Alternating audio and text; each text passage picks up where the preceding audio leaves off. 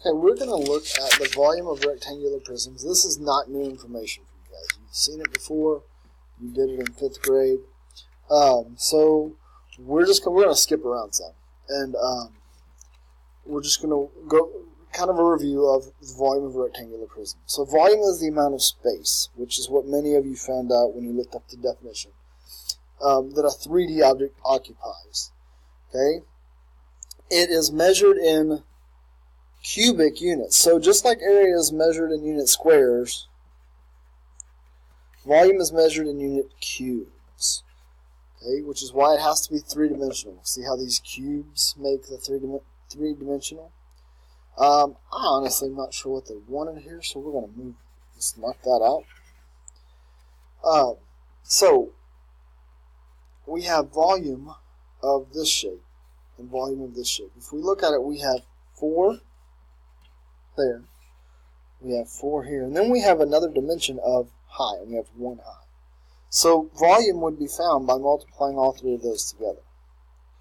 We're going to start by labeling the length, width, and height of each of these shapes. So we're just going to count. It's 1, 2, 3, 4 high. And I'm going to put it there because I'll forget what it is. And then 1, 2, 3, 4, 5 there. I'm going to put that there. I'm going to call that the width. Since we're multiplying them all together, it doesn't matter which one is which. Then I'm going to count right here, 1, 2. So I need a 2 right there because I have 2 length. Okay?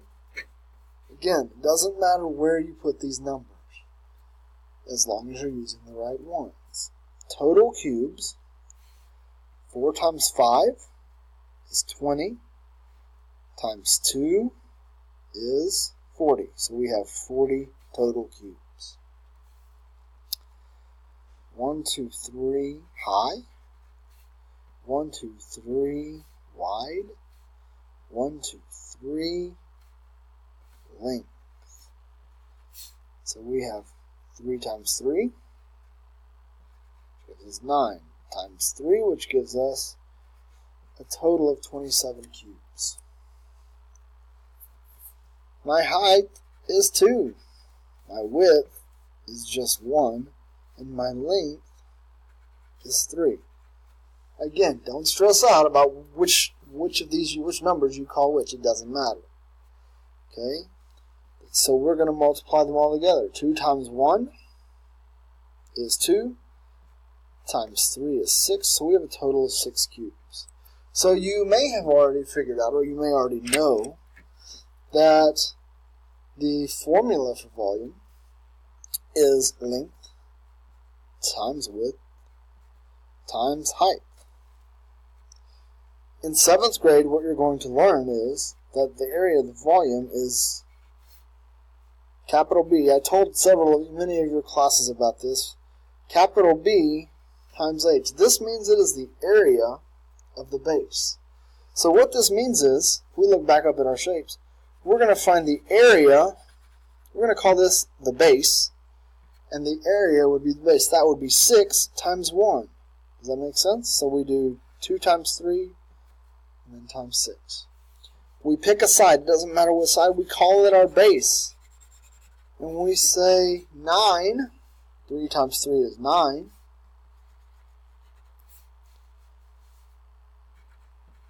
And we multiply it times 3, and we get 27. We're going to call this side our base here. We have 2 times 4, which gives me 8, times 5 gives me 40. So either of these is fine. So volume can be determined by finding the area of the base, B, and multiplying it by the height of the object.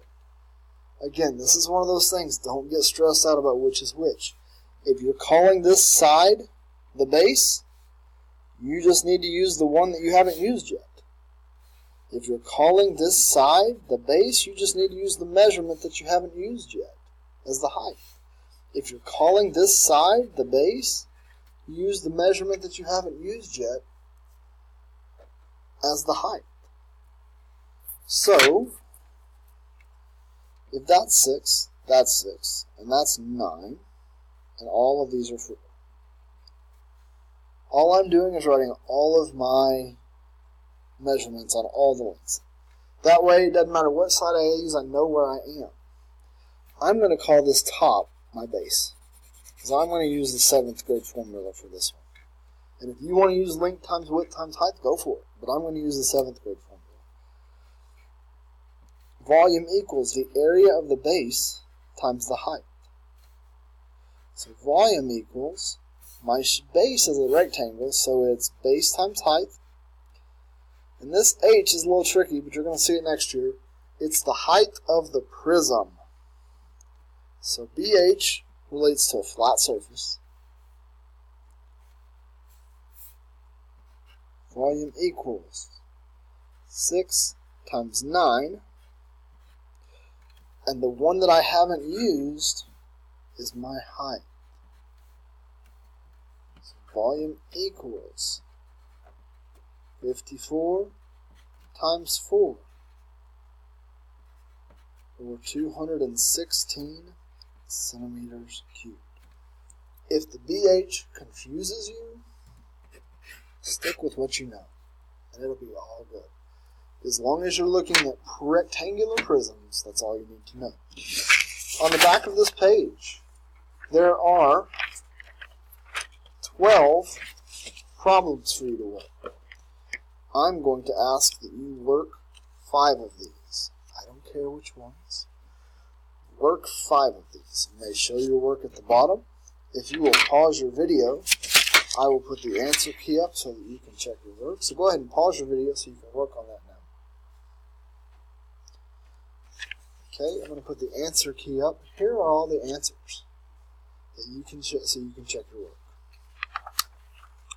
And that ends the notes for this weekend. Y'all have a great rest of your weekend.